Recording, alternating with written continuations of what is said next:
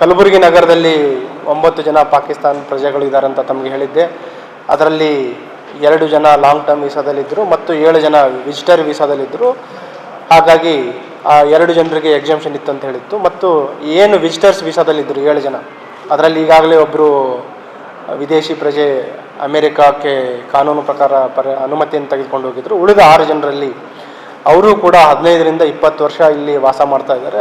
ಮತ್ತು ಬಂದ recent guidelines ಏನೇನಿದೆ ಅವರಿಗೆ FRRಗಳಿಂದ ಬಂದ ಕ್ಲಾರಿಫಿಕೇಷನ್ ಪ್ರಕಾರ ಯಾರು ಲಾಂಗ್ ಟರ್ಮ್ ಆಗಿ ಈ ವಿಸಿಟರ್ ವೀಸಾದಲ್ಲಿ ಇದ್ದು ಅದು LTV ಎಕ್ಸ್ಟೆನ್ಷನ್ ಅಂತ, ಲಾಂಗ್ ಟರ್ಮ್ ವೀಸಾ ಎಕ್ಸ್ಟೆನ್ಷನ್ ಅಂತ ಕನ್ವರ್ಟ್ ಆಗಿದೆ, ಅವರಿಗೂ ಕೂಡ ರಿಯಾಯಿತಿಯನ್ನು ನೀಡಲಾಗಿದೆ. ಆ ಹಿನ್ನೆಲೆಯಲ್ಲಿ ಇಲ್ಲಿಂದ ಯಾರು ಹೊರಡುವಂಥ ಅವಶ್ಯಕತೆ ಇಲ್ಲ ಅಂತ ಗೈಡ್ಲೈನ್ಸ್ ಬಂದಿದೆ. ಹಾಗಾಗಿ ಅವರಿಗೆ ನಾವು ತಿಳಿಸಿದ್ದೀವಿ. ಯಾರು ಹೋಗೋ ಅವಶ್ಯಕತೆ ಇಲ್ಲ ಅಂತ ಹೇಳಿದ್ರು. ಯಾರು ಹೋಗೋ ಅವಶ್ಯಕತೆ ಇಲ್ಲ. ಒಬ್ಬರು ಅನುಮತಿಯನ್ನು ತೆಗೆದುಕೊಂಡು ಅಮೆರಿಕ ದೇಶಕ್ಕೆ ಹೋಗಿದ್ದಾರೆ.